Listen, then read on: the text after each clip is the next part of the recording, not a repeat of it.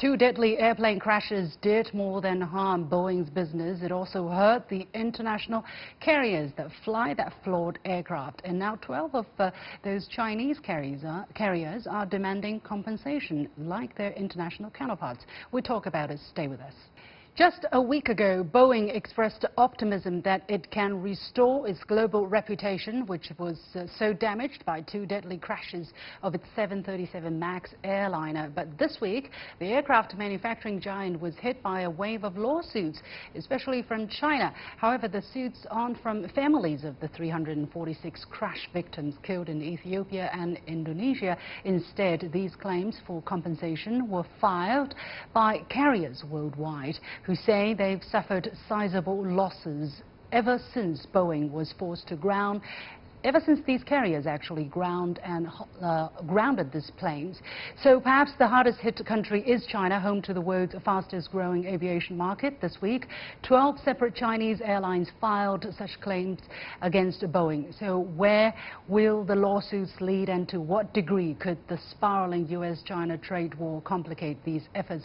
Joining me again from Geneva, Switzerland is Dr. Wallace Cheng, a researcher at the German Development Institute in Washington, D.C. Richard Weitz, a policy expert at the Wikistrat Global Consultancy, and in our Beijing studio, Edward Lehman, managing director of the law firm Lehman Lee Xu. Gentlemen, thank you for staying with the point, and many thanks to Ed for joining us.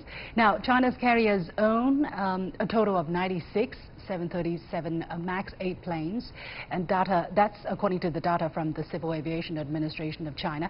So what does if any, a teamed-up effort from these Chinese airlines mean to Boeing? Would a coordinated approach give the airlines more leverage to gain concessions from Boeing? Edward?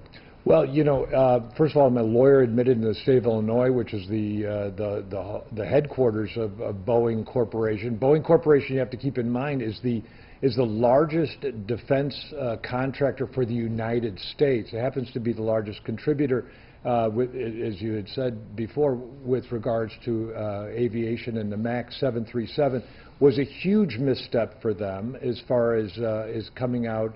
And actually, they first wound up blaming the pilots.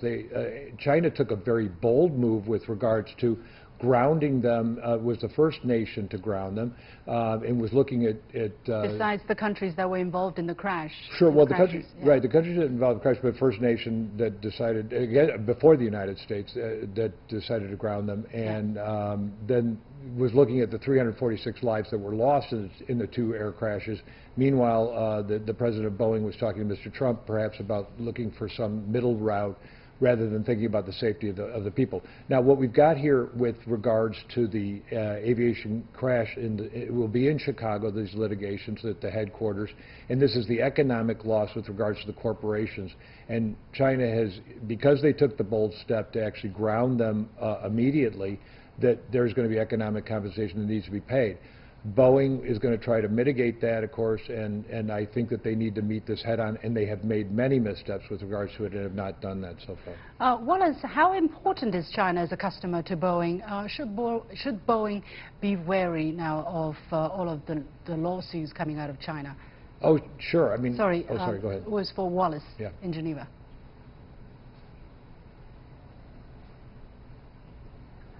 Right, definitely. China is as Richard said, China is a fast-growing civil aviation market, and I think to treat this case as in a rational and a cool-minded way, which is a little bit separate from the escalation of trade war, is the right way to go. I think both sides need to be kind of isolated just a little bit from the trade war discussion, and to treat it as a civil law case.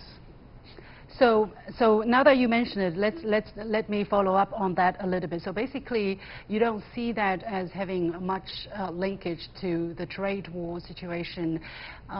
Richard, how are the lawsuits filed from China being pursued in the United States?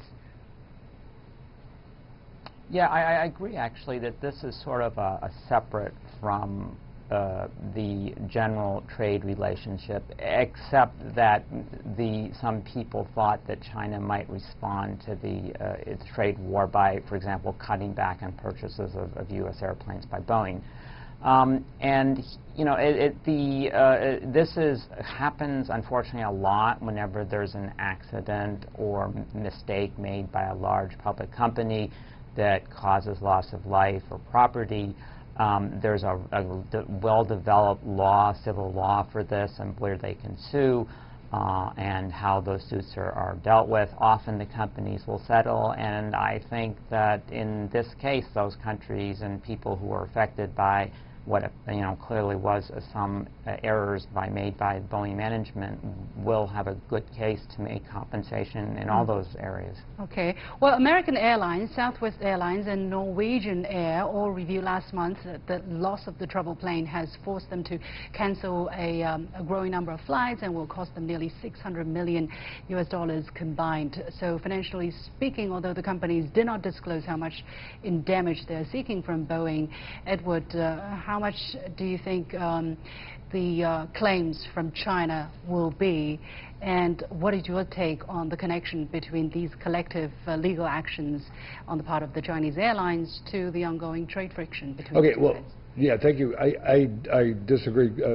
wholeheartedly with my fellow colleagues that are on the panel here. This has everything to do. This is perhaps the largest purchase that could be done between the United States and China with regards to the cost of the aircraft.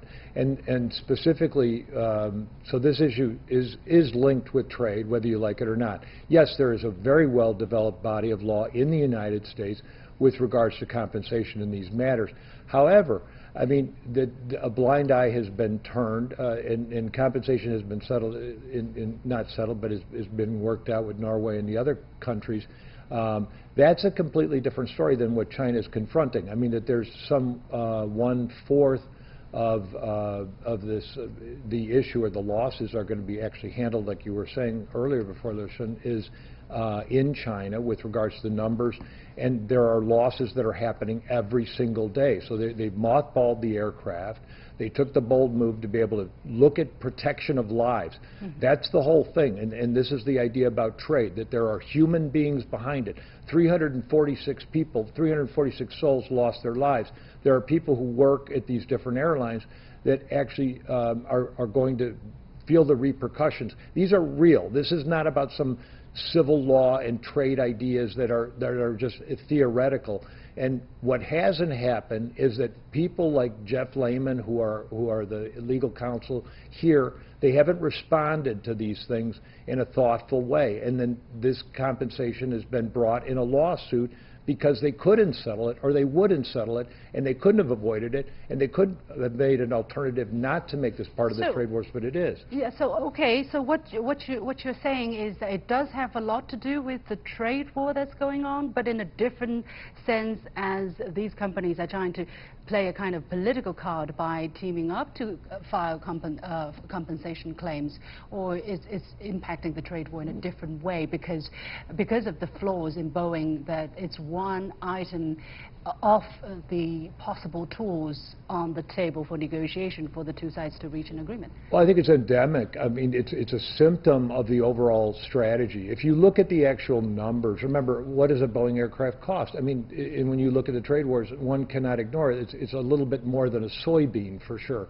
And so when the soybean, for an example of that, the farmers are now being compensated by the United States government with regards to the trade war. This is something that Boeing willfully or blindly entered into, and this is a very large chip with regards to the trade war because they know or should have known this before these aircraft were out. And so just if you look at the raw numbers, it is a part of the trade war, because you look at the numbers of aircraft, I think there's 535 that are in the pipeline that are not being sold. Now, it hasn't affected their stock price yet. Remember that they're indemnified by insurers, so the insurers are actually going to step in the shoes and do it.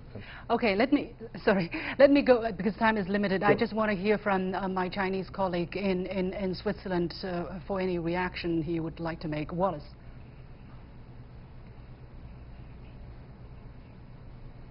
Right, there are two issues. One issue is about a complaint about asking for compensation for the losses of not using this equipment because of the design flaw of the machine. That is one issue.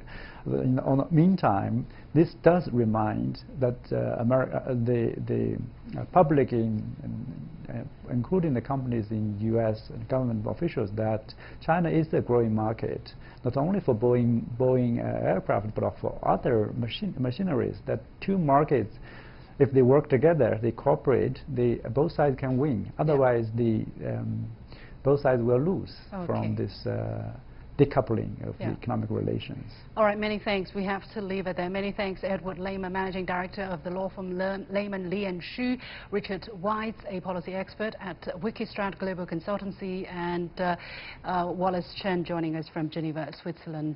One last note of interest. Some of you may have seen my commentary published on Wednesday, May the 22nd, in which I criticized a Fox News program for their segment on the trade war, or rather a host for what she said during her show and the way how she said it. And I said it was the commentary was based on emotion and accusation but lacked substance. Well, the American host of that show, Trish Regan, responded, and it wasn't pretty. She even challenged me to a debate. The latest is I've accepted and have offered to appear on her show live early next week. So I'll let you know when. In the meantime, to view my original commentary, you can search on the CGTN account on YouTube for China Won't Accept an Unequal Trade Deal.